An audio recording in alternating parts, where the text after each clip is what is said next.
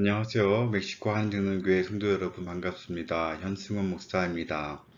우리가 이제 영상을 통해서 성경 묵상에 대해서 우리가 함께 배우게 되었는데 우리가 마지막 순간까지 여러분들 함께 끝까지 잘 해낼 수 있기를 바랍니다. 우리 교회는 지금 한장 묵상 한밤 기도라고 하는 우리 경건 생활을 우리가 함께 진행하고 있습니다. 이것은 무슨 뜻이냐면 매일 한 장씩 성경을 묵상하면서 하루를 살아가고 또 기도하면서 하루를 마무리하는 우리 멕시코 한정로교회만의 어떤 경건 생활, 또 경건 훈련을 뜻합니다. 그리고 여기서 앞에 나오는 한장이라는 뜻은 또 한인 장로교회의 줄임말이기도 해요. 그래서 우리 한인 장로교회의 경건 생활로서 우리가 말씀을 읽고 매일 기도하는 그걸 통해서 함께 성장하는 그런 교회가 되자라고 하는 어떤 운동이기도 하고요. 훈련이기도 하고 우리들의 생활이기도 합니다. 그래서 우리 교회에 다니시는 모든 분들은 이 영상을 보시고 우리가 어떻게 해야 바르게 묵상하는 것인지 그리고 어떻게 하루를 기도로 마무리하게 될 것인지에 대해서도 우리가 함께 배우고 한 마음으로 한 뜻으로 우리가 이 일에 동참할 수 있기를 소원합니다. 우리가 지금 배우게 되어지는 성경 묵상 배움 과정은요, 성서 유니온에서 나온 어떤 교육 과정이에요. 그래서 원래는 4과로 되어져 있는데 이것을 조금 줄여서 3과로 나누어서 우리 함께 공부해 보려고 합니다. 제가 이것에 대한 강의안은 정리를 해서 우리 교회 홈페이지에다가 업로드 해 놓았어요. 그래서 여러분들 반드시 출력하셔서 프린트 하셔가지고 여러분들 메모해 가시면서 보시면 추후에 다시 영상을 꺼내보지 않으시더라도 도움이 되실 수 있을 것 같고요. 또 출력을 하기 어려운 분들도 있기 때문에 제가 교회에다가도 많이 비치를 해 두겠습니다. 여러분들 언제든지 가져가셔서 집에서 공부하시고 또 목원들끼리 나눔하시면 좋을 것 같습니다. 자, 한번 들어가 볼까요? 네, 우리들은 새 사람이 되었습니다. 그리스도로 인하여서 그리스도로 옷 입은 우리가 새 사람이 되었어요. 그렇다는 것은 우리의 삶의 방식 또한 새롭게 변화되어야 한다는 것을 의미하겠죠. 우리는 매일 먹고 입고 거하며 살아갑니다. 의식주예요. 우리가 먹는 것이 우리의 몸을 만듭니다. 우리가 입는 것이 우리를 드러내고요. 우리가 거하는 그곳이 우리의 생각에 영향을 미치게 되어져요. 마찬가지로 우리가 매일 읽고 듣는 것이 무엇인가에 따라서 우리의 생각과 생활에 영향을 미치게 되어지는데 매일 하는 행동이 습관이 되어지고 그 습관이 우리가 누구인지 정체성을 형성하게 되어지고 또 삶의 방향을 결정하게 되어집니다. 그래서 아주 사소하고 평범해도 우리가 매일 하는 행동이 매우 중요하고 힘이 세죠. 자, 그럼 여러분들이 매일 하는 행동에는 어떤 것들이 있습니까? 잠시 한번 생각해 볼까요? 아침부터 일어나서 잠에 들 때까지 여러분들 삶의 루틴들, 반복되어지는 행동들을 한번 돌아보십시오.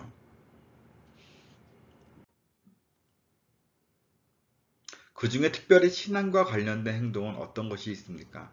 반복되는 신앙의 행동들. 우리가 가장 그래도 잘하고 있는 것은 기도 아니겠습니까? 우리가 식사할 때마다 아침, 점심, 저녁으로 식사 기도, 식사 감사 기도를 하나님께 드리는 그런 또 반복적인 기도의 생활은 중요하고요. 우리가 가장 잘하고 있는 부분일 것 같아요. 그리고 플러스 알파로 우리가 이제 말씀 읽기, 뭐 큐티 혹은 목장하는 나눔들 이런 것들이 신앙과 관련된 행동이 되어지겠죠. 우리가 그리스도인으로서 매일 해야 하는 많은 행동들이 있지만 가장 중요한 것은 무엇이냐면요. 성경 읽기예요. 왜 그렇습니까? 성경은 하나님이 자신을 알려주신 책이에요. 또 우리가 믿어야 할 대상과 이유를 알려주는 그러한 책이기 때문에 우리가 성경을 읽어야 합니다. 성경을 통해서 하나님을 만나가고 알아가고 동행하고 그 성경 묵상은 그래서 세 사람의 정체성을 결정하고 삶의 방향을 결정하는 아주 중요한 영적인 행동이고 훈련이라는 거예요. 잘하고 못하고를 떠나서 이 말씀 생활을 하는 것 자체가 하나님의 백성으로 살아간다라고 하는 것을 드러내줘주는 그런 의미를 가지고 있고, 또 하나님 백성답게 살아가고 싶다라는 우리의 소망을 고백하는 것이기 때문에 우리는 매일 성경을 읽는 것이 너무나도 중요합니다. 매일 성경을 읽을 때 우리는 하나님과 하나님의 뜻을 더욱 선명하게 알게 되어지고요. 또 묵상할 때에 우리는 하나님의 사람이라는 더욱 분명한 정체성을 매일 확인하고 갖게 되어지고요. 또 하나님의 사람으로서 어떻게 살아야 하는지 더욱 정확한 방향성, 우리가 매 순간 많은 선택의 기로에 놓여져 있는데 우리가 어느 선택을 하는 것이 옳은가에 대한 그 방향성을 바르게 갖고 살게 해준다는 것이에요. 매일 우리가 성경을 읽고 묵상하는 것이 그렇게 해서 우리의 생활과 생각에 점점점 영향을 미치게 되어진다라는 것입니다. 그렇기 때문에 우리는 매일 성경을 읽고 묵상해야 돼요. 성경 묵상하는 것이 매일의 일상이 될 때 우리는 묵상하는 일생을 살아갈 수가 있게 됩니다. 내가 매일 하는 것이 나를 만들듯이 매일 하는 성경 묵상이 우리를 말씀의 사람으로 만들고 하나님의 사람으로 살아가게 만든다는 사실을 우리가 들어가면서 꼭 기억할 수 있기를 바랍니다. 이제 일과를 오늘 살펴볼게요. 성경 묵상이 뜻이 무엇인가, 그리고 그것이 우리에게 주는 유익이 무엇인가를 한번 살펴보도록 하겠습니다. 여러분들이 생각하는 성경 묵상은 무엇입니까? 성경 묵상이 무엇인지 정의를 내리는 것은 아주 중요해요. 그래야지만이 내가 성경 묵상을 왜 하는지, 그것이 나에게 어떤 유익을 주는지, 그리고 어떤 방식으로 어떤 목적으로 하게 되어지는지 알 수가 있거든요. 여러분들이 한번 적어 보시죠. 내가 생각하는 성경 묵상은 무엇인가?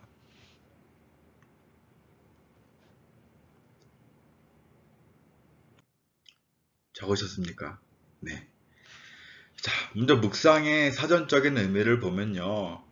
사전을 펴보면 묵상에 대해서 눈을 감고 말없이 마음속으로 생각한다라는 뜻을 가집니다. 두 번째로는 말없이 마음속으로 기도한다라는 뜻도 묵상이라는 사전적 의미가 될 수 있어요. 공통점은 무엇입니까? 우리가 말없이 생각하는 것, 머릿속으로 생각하는 것, 그렇죠? 그래서 굉장히 정적인 활동으로서의 묵상이죠. 근데 성경에서 묵상이란 단어가 어떻게 쓰였는지를 보고 또 성경 언어인 히브리어의 그 원어적인 뜻을 살펴보면요. 두 가지가 나오는데 하가와 사흐로 표현이 되어져요. 하가는 작은 소리로 읊조리다, 중얼거리다, 끙끙대다, 으르렁거리다, 그런 의미가 담겨져 있어요. 이건 동물들이 하는 그런 의성어가 하가예요. 사흐는요, 마찬가지로 말하다, 작은 소리로 읊조리다, 또 숙고하다, 생각에 잠기다 라는 뜻도 함께 포함이 되어져 있습니다. 그러니까 사전적 의미와 성경적 의미의 공통점과 차이점을 좀 생각해 보면요. 공통점은 생각과 관련된 어떤 내면의 활동이라는 것이죠. 그렇죠? 차이점은 뭡니까? 네, 소리와 역동성의 차이가 있어요. 사전적 의미는 매우 정적인데요. 성경적 의미는 훨씬 동적인 그런 활동이라는 것을 우리가 기억해야겠죠. 그래서 성경적 의미의 묵상은요, 반드시 상대방 대상이 있고 그 대상과 소통하는, 혼자서 으르렁거리는 문제가 있잖아요. 그렇죠? 우리가 으르렁거리는 대상이 있는 것이 성경적인 묵상의 뜻에 포함되어져 있더라는 겁니다.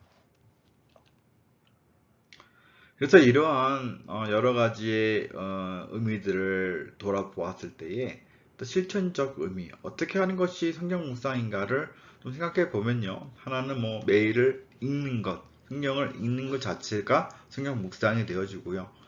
또 읽은 말씀을 깊이 생각하는 것, 숙고하는 것도 성경 묵상의 실천적인 의미가 되어지고, 또 말씀을 마음에 두고 간직하고 새기는 것도 성경 묵상입니다. 우리가 말씀 안에 거하고 말씀 안에 거니는 것, 또 말씀에 순종하는 것도 성경 묵상의 실천적인 의미로 우리가 볼 수가 있습니다. 네, 그래서 우리가 성경적으로 이 성경 묵상의 어떤 의미를 좀 더 살펴보면요. 시편 119편 11절 말씀.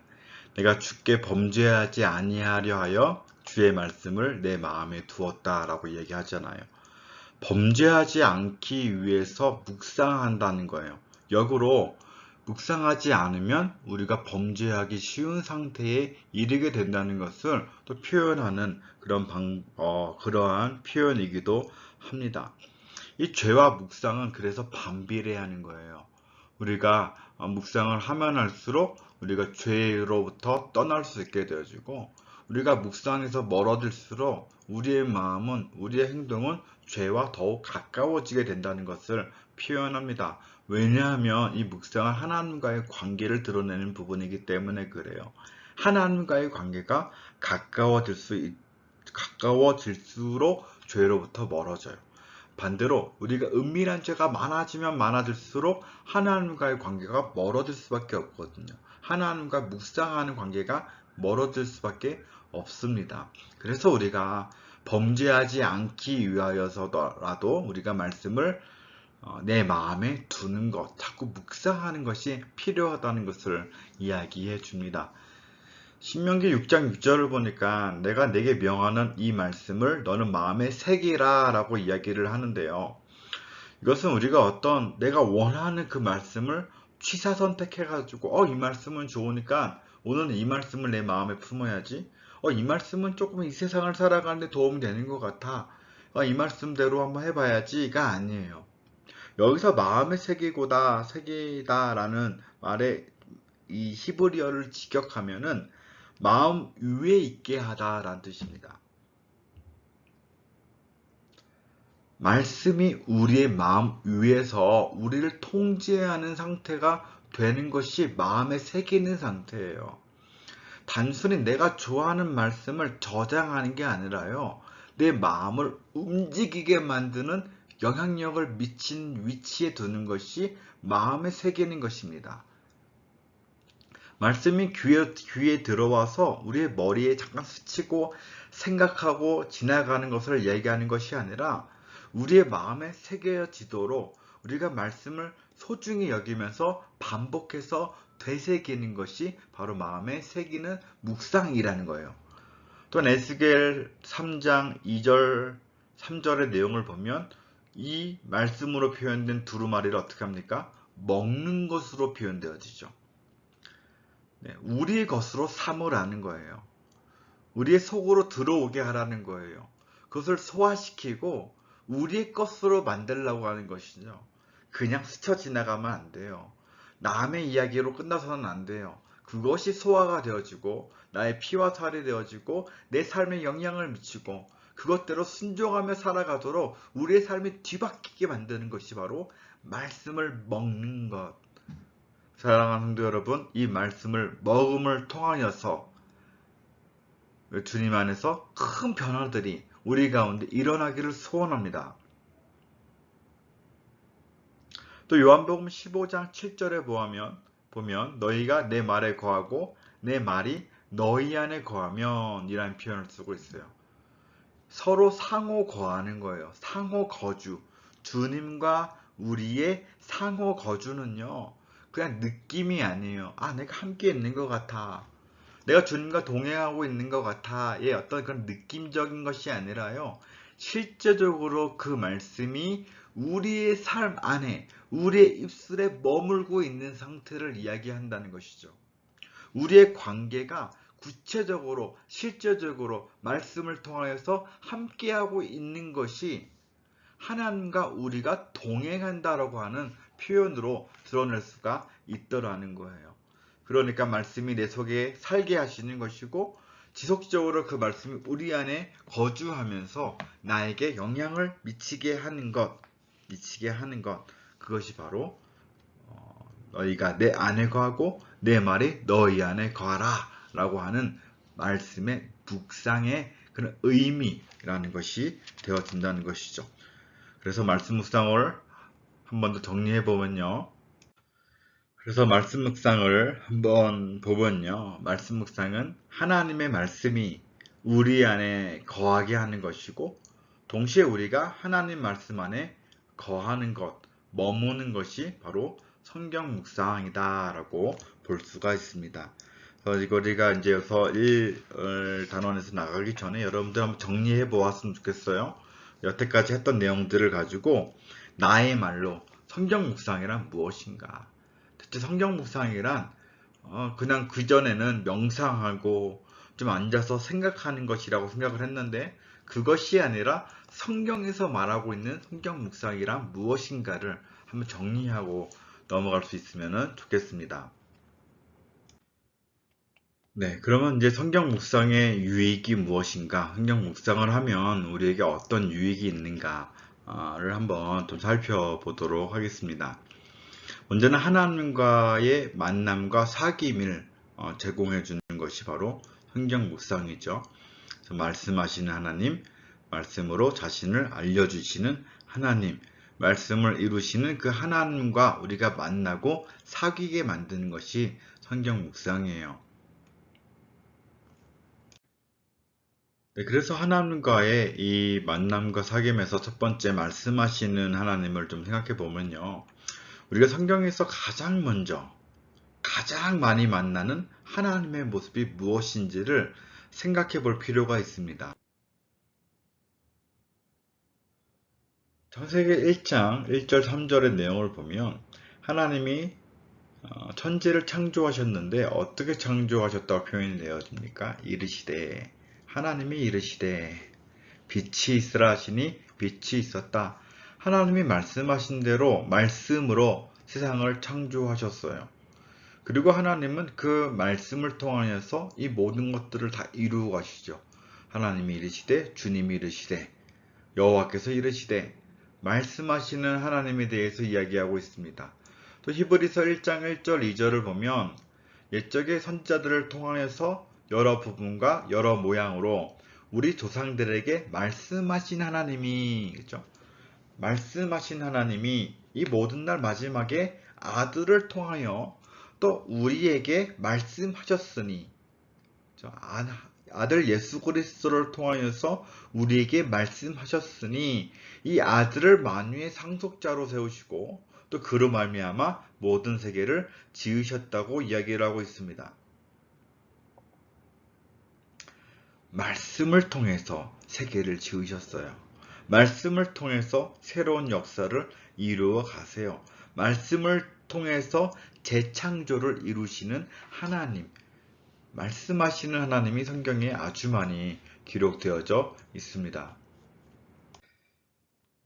또한 하나님은요, 말씀으로 세상을 만드셨지만 또한 그 말씀을 가지고 자신이 어떤 분이신지를 우리들에게 알려주시는 분이십니다. 그것을 우리가 계시라고 하죠. 자연을 통하여서 계시가 되어지지만 우리가 하나님 직접적인 말씀을 통해서 자신이 어떤 분이신지를 알려주시는 하나님에 대해서 우리가 알아야 될 필요가 있습니다. 사무엘상 3장 21절을 보면 여호와께서 실로에서 다시 나타나시되, 여호와께서 실로에서 여호와의 말씀으로 사무엘에게 자기를 나타내셨다라고 이야기를 해요. 말씀으로 자신을 드러내셨어요. 단순히 어떤 모습을 통해서 나타나시지 않으시고요. 대부분의 경우, 다수의 경우 하나님은 말씀으로 자신을 드러내셨습니다. 그래서 하나님을 가장 정확하게 잘 알 수 있는 방법이 무엇인가 라고 하면 그분의 말씀을 듣는 거예요. 기록된 그분의 말씀을 읽는 것이 하나님을 가장 정확하게 이해할 수 있는 방법이라는 것이죠. 그래서 성경의 중요한 특징 중 하나가 뭐냐면 명료성이거든요. 누구라도 성경을 통해서 성경을 읽기만 하면 하나님이 어떤 분이신지는 알 수가 있다는 뜻이에요. 명료하게 하나님이 드러났고 하나님을 알 수 있게 되었다라고 해서 성경의 특징 중에 하나가 바로 명료성 아닙니까? 또 하나님은 말씀을 이루시는 분이라고 표현됩니다. 말씀을 성취하시는 하나님이에요. 그래서 하나님의 말씀은 공허하지 않습니다. 허무하게 끝나는 그런 말씀이 아니에요. 이사야 55장 11절을 보니까 내 입에서 나가는 말도 이와 같이 헛되이 내게로 돌아오지 아니하다 이야기를 하죠. 하나님이 하신 말씀은 반드시 이루어집니다. 신실하신 하나님이시기 때문에 그래요. 또 열왕기상 8장 또 56절을 보니까 그가 말씀하신 대로 그의 백성 이스라엘에게 태평을 주셨으니 모세를 통하여 말씀하신 그 좋은 약속이 하나도 이루어지지 아니함이 없도다.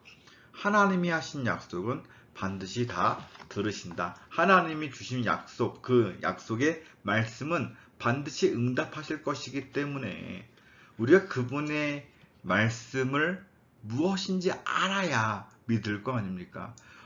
그분의 신실하신 그 말씀을 우리가 묵상할 필요가 그래서 있다라고 하는 거예요.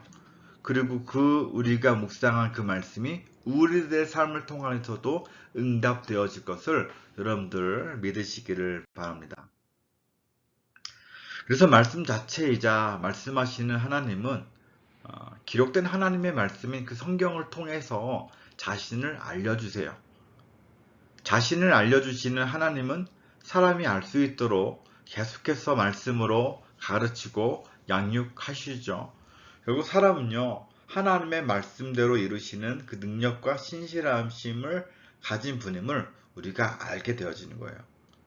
자꾸 말씀을 읽을수록, 자꾸 묵상할수록 신실하신 하나님, 능력의 하나님, 창조주 하나님, 그 말씀으로 드러나신 그 하나님을 우리가 깨닫고 체험하고 더욱더 신뢰할 수 있게 되어진다. 그래서 우리가 하나님이 어떤 분인지를 알 수 있는 가장 좋은 방법은 성경 묵상이고요. 우리는 성경 묵상을 통해서 말씀하시는 하나님을 만나고 알아갈 수가 있다라는 거예요. 그런데 그럼에도 불구하고 많은 분들이 이 성경 읽기를 또 성경 묵상을 어려워하고 부담스러워하는 이유는 뭐냐면 이것을 숙제로 여기기 때문에 그렇습니다. 그러나 성경 묵상은요, 숙제가 아니라 교제예요. 우리가 날마다 말씀과 기도를 통해서 하나님과 인격적으로 만나는 게 성경 묵상이에요. 하나님이 자신에 대해서 드러내신 것을 알아가고, 그분이 나에게 하신 말씀을 듣고, 그래서 우리가 그 말씀에 근거하여서 기도하는 이 소통, 이 교제의 시간이 바로 성경 묵상이라는 것이죠.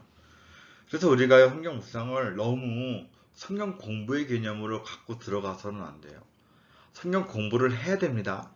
우리가 수요일 날마다 또 다른 기회들을 통하여서 성경 한 권씩 한 권씩 또는 성경 전체가 말하는 것이 무엇인지를 연구하고 공부하고 상고할 필요가 있어요. 그런데 단순히 성경 지식을 늘리기 위하여서 이 성경을 읽어서는 안 되는 거예요.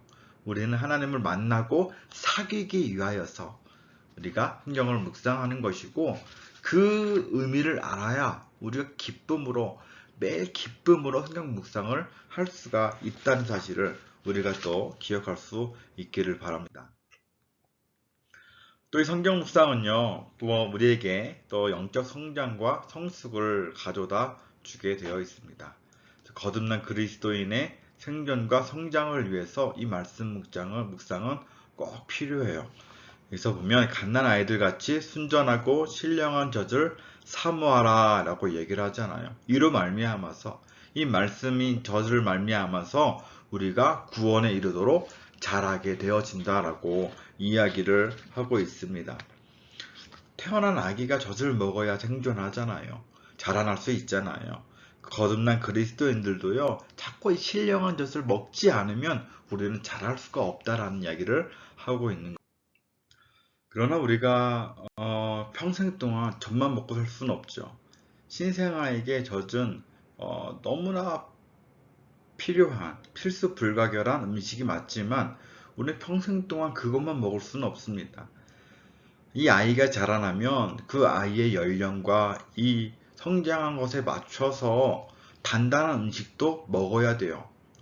우린 누군가가 가르쳐주는 말씀을 듣는 것으로만 만족해서는 안 되고요. 우리 하나님이 우리에게 각자에게 주신 그 지각을 사용해서 말씀을 읽고 묵상함으로써 스스로가 하나님의 뜻을 깨닫고 분별할 수 있는 능력이 또 자라나야 되는 거예요.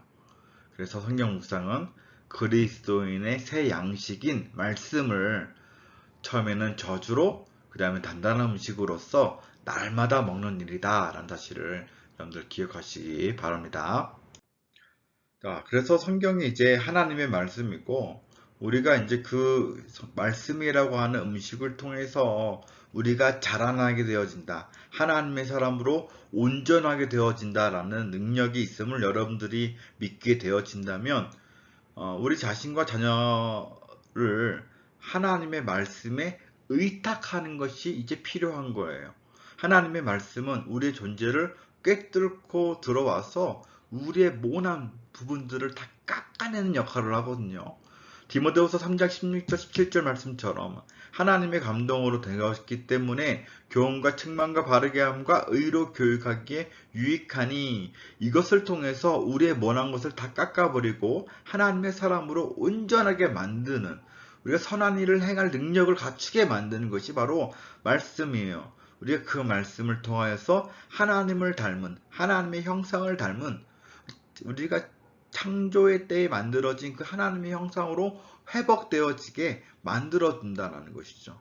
그래서 성경은 우리가 내적인 존재, 내면적인 존재를 먼저 바꾸어 주고요. 그리고 그것이 더 자라나서 외적인 삶의 변화로 이어지게 만드는 것이 바로 말씀이 우리에게 주는 그런 능력이다라고 볼 수 있을 것 같습니다.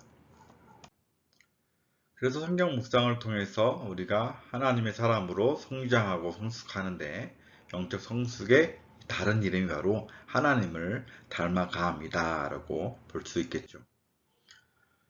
자, 또한 이 말씀 묵상은 우리가 하나님의 인도와 보호하심을 우리가 경험할 수 있게 만들어줘요. 왜냐하면 하나님은 말씀을 통해서 우리를 인도하시거든요. 우리가 말씀이 우리가 나아갈 길을 깨닫게 하는 그런 역할들을 감당하기 때문에 우리들은 이 말씀을 통해서 하나님의 인도하심을 경험해야 되는 것이에요. 그래서 이 인도의 본질은 하나님의 이 말씀을 통해서 하나님이 원하시는 그 방향성에 대한 거죠. 하나님이 원하시는 방향이 무엇인지를 우리에게 알려줄 때에 우리가 그것을 인도하심을 받는다라고 표현할 수 있잖아요. 그 방향성이 어디에 나옵니까? 바로 성경에 나온다. 자, 말씀을 열면 빛이 비추어서 사람들을 깨닫게 해줘요.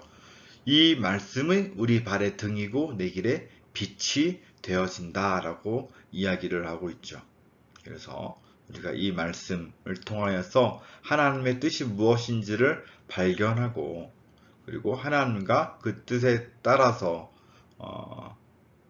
하나님이 원하시는 것을 선택하고 동행할 때에 우리가 어느샌가 하나님이 원하시는 그 인도하심을 받아간다는 것을 경험할 수 있게 되어져요. 그리고 또 우리가 말씀을 통해서 때로는 하나님의 격려와 책망을 우리가 경험하게 되어집니다. 우리가 나보다 지혜롭고 뛰어난 그런 분들로부터 때로는 격려받고 때로는 책망받는 것이 얼마나 중요한 것인지 잘 알고 있어요. 우리들이 갖고 있는 그 능력은 한계가 있기 때문에 그래요. 경험은 한계가 있어요. 그렇기 때문에 우리보다 뛰어나고 우리보다 바르고 선하고 의로우신 그 하나님이 말씀을 통해서 우리에게 때로는 격려하시고 때로는 잘못된 부분들을 책망하실 때에 우리가 좌우로 치우치지 아니하고 하나님이 원하시는 그 길을 감당할 수 있게 되어진다. 그 일을 행할 능력을 갖추게 되어진다라는 것입니다. 또 마지막으로 말씀을 통한 또 하나님의 보호와 축복을 우리가 경험할 수 있게 되어지지요. 그래서 결론을 좀 보면요. 하나님은 우리를 위하시는 분이십니다. 우리를 괴롭히려고 하시는 분이 아니에요. 우리에게 힘든 것을 요구하시는 것이 아니에요. 또 다른 숙제를 주시는 것이 아니라 우리를 위해서 말씀을 주시고 말씀을 통해서 우리에게 복 주시는 분이시죠.